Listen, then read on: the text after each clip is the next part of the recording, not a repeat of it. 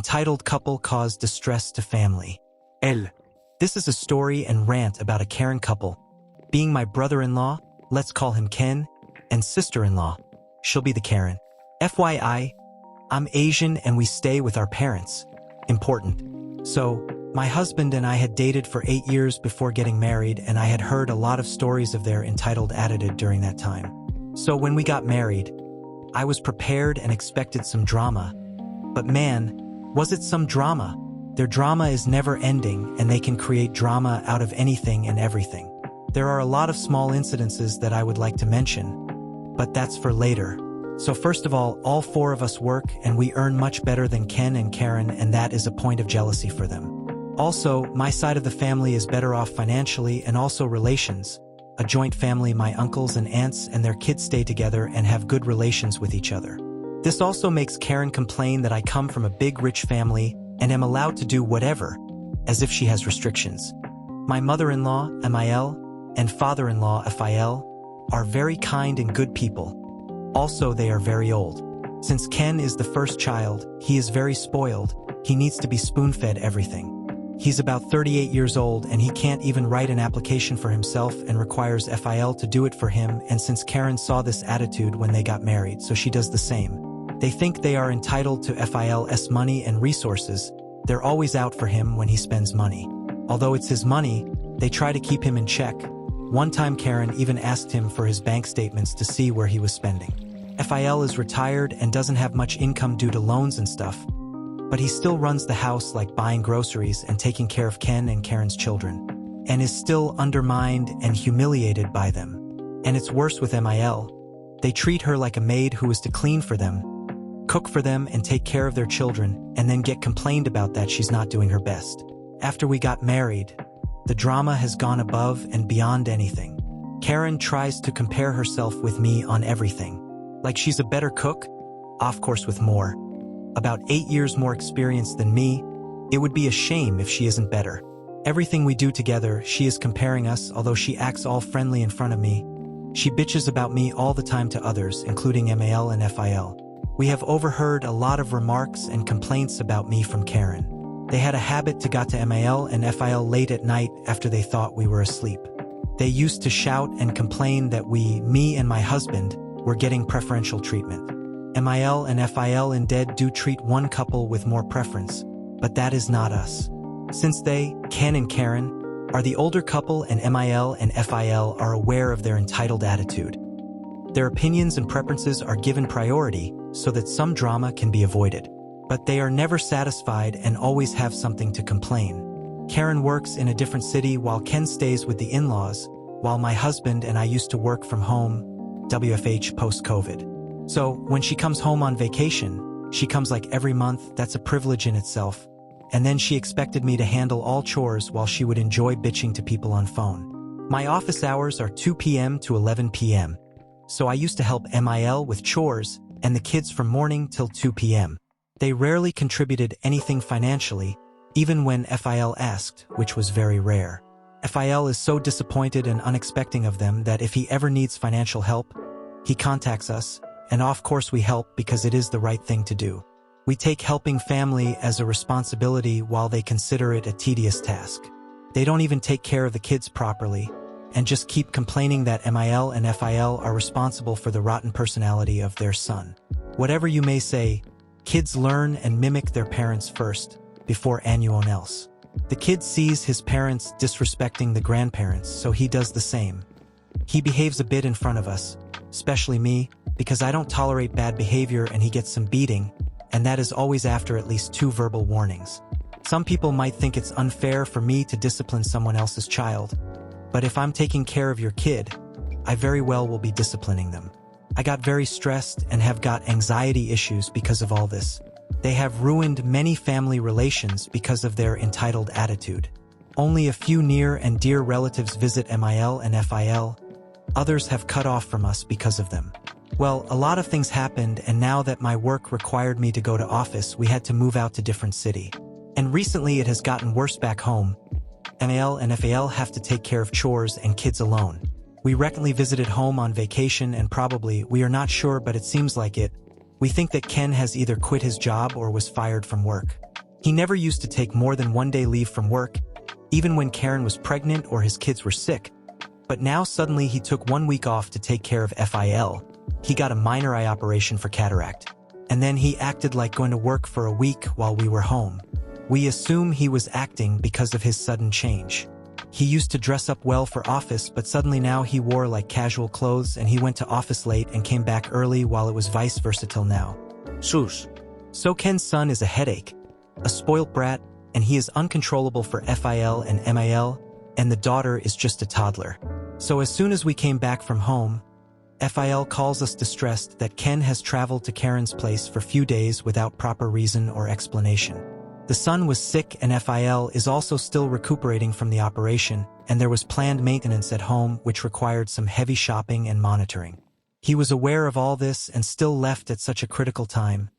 FIL and ML are very frustrated and stressed. And we are so far away that we can't do anything. It's infuriating how entitled and shameless people can be. And we called in a few days later and guess what? He's back and just staying home. So we are now sure he's been fired from his job. Definitely fired, because of his entitled high and mighty attitude. Well, a few days went by and FIL let us know that Ken has landing a better earning job, and we're hoping now that he'd be more responsible. But entitlement is like a bad habit, easy to come and hard to leave. Edit 1. Need to clarify when I say I beat the kid. Doesn't mean I hit him with stuff or punch him, it's usually a slap or two. And as mentioned already, it is always verbal warnings first. If later when I have my own kids and they get disciplined by other family members for doing something wrong, I won't mind it, rather I would encourage it. But that is if I'm not able to handle my own kids first. Now if a stranger does it or someone does it for no reason, they will be responsible for the consequences.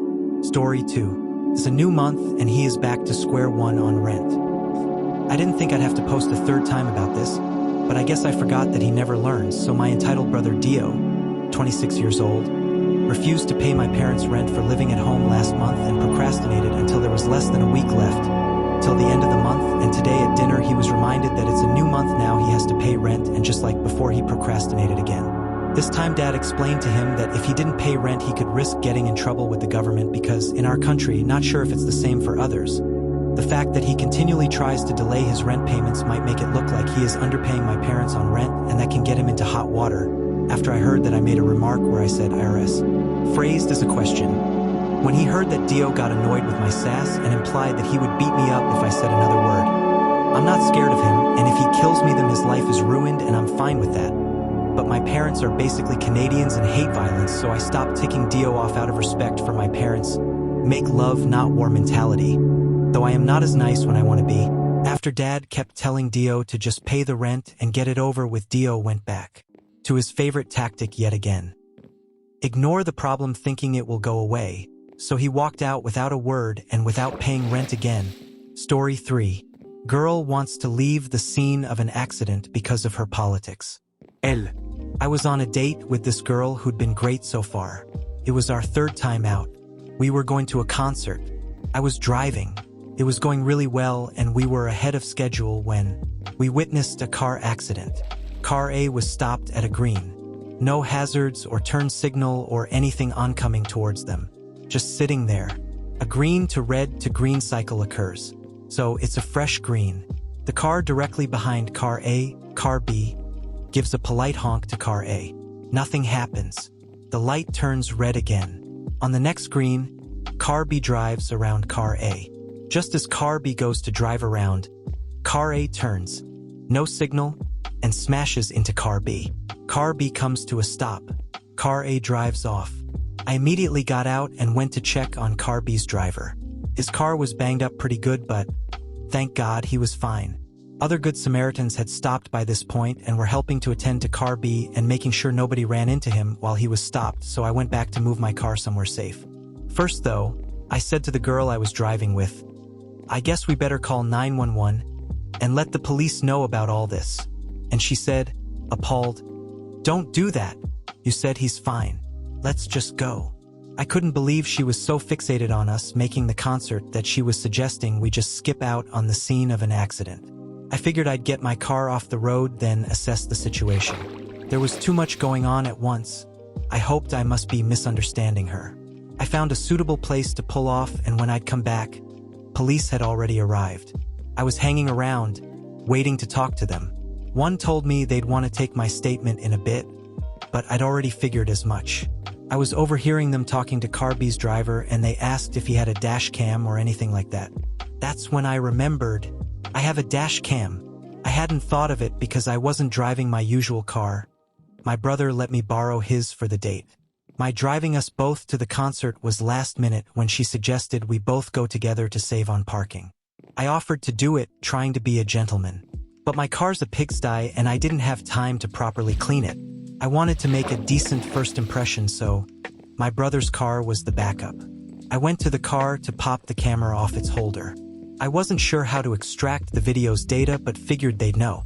The girl I was with asked me what I was doing, and, pretty excited about the whole thing, I explained I'd probably captured the incident with the dash cam, so I was going to bring it over to the police.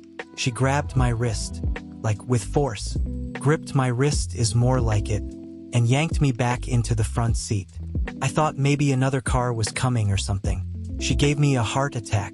"You can't do that," she gasped, like I told her I was gonna ram the guy a second time for some insurance money of my own. "Let's just go," she insisted. Couldn't believe it. That was a total turnoff for me. One of the things that had most attracted me to the girl in the first place was her compassion for others, service-oriented profession, and seemingly deep capacity for empathy. This was out of left field. I told her we had to stay around until the crash had been resolved, since we were witnesses. The police would want to talk to me, probably her too. She emphasized again, "You can't do that." "What? Do what?" I asked, trying to figure out what I was missing. "You can't talk to the police," she said, like it was cancerous. Still confused. I thought she meant I shouldn't insert myself into an active crime scene or whatever. So I explained the police had already let me know while I was over there that they definitely want my statement. She goes, "You, a white male, are just going to cooperate with police?" Of course. First of all, she's white. Second of all, the driver of Car B was black. I gave up on trying to understand and told her, "I think I'm probably missing something here." And she replied, "Yeah, about 3 centuries of systemic marginalization and oppression." I felt like I was reading a hoax article in the New York Post. I told her the obvious, that the impacted driver was black and probably wanted the incriminating dashcam footage of the person who hit his car. She has the nerve to go, "He doesn't know what he wants. He's probably too scared. You have to help him." I was having trouble computing what she'd said, and I was still pretty excited that I had dashcam footage. So I told her the police had already let me know I had to give a statement, so I was pretty sure leaving at that point would be illegal, but that I'd be right back. I mean, she couldn't get mad at me for following the law, right? Wrong. When I got back, she was gone. Haven't heard from her since. Even after I reached out to be sure she made it home okay. Probably for the best we didn't make it any further. Story 4. Entitled brother finally got what he deserved. I, 31F, am in shock over the throwdown that I witnessed between my mom, 60s F, and my entitled brother, 26M. Bro has been mooching off of my mom and she and I co-own our house since 2017. He lived rent-free for 4 years. Finally, my mom managed to force him to pay his form of rent by paying some utility bills, a total of about $450 a month, since 2021. He has never paid his bills willingly. Every month he demands to know why he has to pay the amount and demands proof of the cost, as if my mom was trying to swindle him for some reason. And every time he has finally given us the money for the bills, he has told us he was bailing us out since we must be broke. Why else would we be making him pay for us? Recently, he has been going off about how he can't wait to leave the house and he wants to save his money to move out, but he simply can't with the cost of all these bills weighing him down. My mother told him since he is so serious about moving out, she will gladly pay for his portion of the bills. She works seasonally, and all he would need to pay was his car insurance. She said she would give him until May 31st to save up as much as he could. He would then need to move out. Since that agreement was made, Entitled Bro has gone on 2 trips out of state. One was a 4-day bachelor party in New Orleans. Has gone to poker nights with his friends multiple times, refuses to so much as wash a dish, and leaves a greasy mess wherever he goes in the house. Meanwhile, my mom has worked 6 days a week to make enough money to cover his expenses. And yet, entitled bro hasn't thanked her once. Every time she asks him to do the simplest task, he ignores her or claims he forgot, despite how often she reminds him. Today, she finally snapped. His one bill that he's responsible for was due 4 days ago, and he never paid her. She texted him and reminded him verbally many times. She asked via text one last time today, and he finally responded by asking her to give him a receipt so she can prove his insurance costs what she claimed it cost, and he never sent the money. She lost it and said she is sick of catering to him without so much as a thank you. She said she wants peace and he is no longer worth the trouble she goes through. She said she is removing him from the car insurance tomorrow and that he no longer has until the end of May to move out. He has 3 weeks. That's it. She's threatened to kick him out before and hasn't gone through with it yet, but this time felt different because I have never seen her go nuclear like that before, and entitled bro must have felt that same way because he went through the 5 stages of grief about 100 times during that fight. He screamed, cried, accused, name-called, tried to pull me in to defend him, tried to pull in his dad, lives 2 hours away, to defend him, tried to call my mom's sisters to defend him, claimed getting his own insurance was an emotional burden, claimed she needs professional help because she is obviously out of her mind, said that she obviously doesn't care about him, otherwise why would she so cruelly deprive him of such valuable resources? He went on for 3 hours, and she didn't budge. I don't want to get my hopes up that she'll stick to that 3-week deadline, but this is the closest she's come to evicting him. I hope this will scare him into leaving before she has to. Story 5. How to get fired by your hairdresser. So, my amazing, beautiful, super cool mother-in-law owns a high-end hair salon and is a very popular and well-respected hairdresser in our large tourist city. As everyone knows, the pandemic was particularly hard on many businesses, and especially in the way salons operate in general. When they were finally able to open again for the first time, wearing a mask was the law. Salons that did not follow this law were actively being fined and or closed. On top of that, my husband was diagnosed with a rare form of lymphoma around that time, which makes him extremely vulnerable to any and all colds, flus, and infections. This is where the real trouble started. Mael had a longtime client named Janet, but she absolutely refused to put on a mask. My MIL explained to Janet that she had to wear one because it is the law, and she could be fined far more than her styling costs. Janet doubled down, ranting about her rights as an American, blah, blah, blah. MIL pushed back again with the law and the fines. Still, Janet remained unmoved. MIL now got as serious as a mom can get. She explained once again that her son has cancer. Janet rolls eyes. Yeah, I know. I read it on Facebook. MIL. Then you understand that if I get sick, I can't see my son or it could kill him. Janet. So what? Isn't he terminal? Anyway? Pause for shock while everyone in the salon just freezes for a second. Backs away from chair, you need to leave. Janet. Pikachu face, what? Why?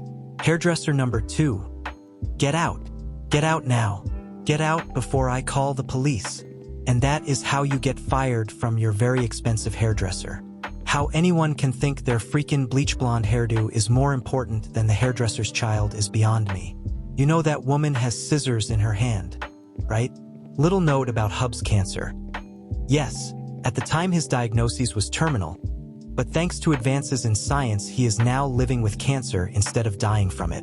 However, he is still quite vulnerable to germs and viruses because it's lymphoma.